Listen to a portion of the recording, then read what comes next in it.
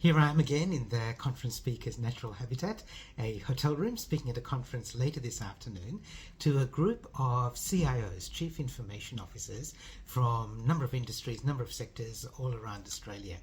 And we're talking about leadership, which I love because these are people who are responsible in their organizations for data and information, and they're also senior leaders within their roles and within their own domain within the organization. But we're talking about how they should be expanding their leadership to think more broadly about the role that data and information are playing, especially when it comes to making decisions, not just for their team, but for the whole organization. And of course, we're swamped in data now. The problem we have is not too much data, but I wonder, are you using the data that you've got to drive your decisions? Because now we have access to so much more data, and we can use that to inform the decisions that we make. Not to make the decisions, but to inform the decisions. In fact, I think there are 4 levels where you could think of this. So it starts off with data, if you've got an American keyboard, and then that data gives you information.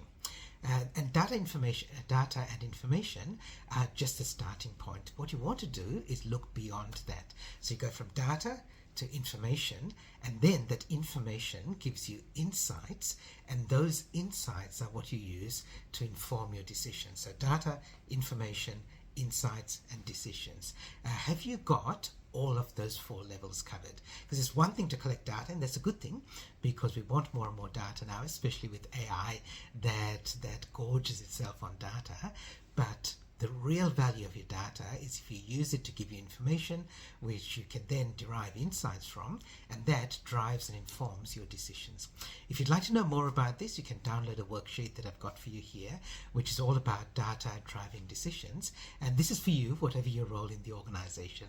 You don't have to be a CIO or a CTO or a Chief AI Officer.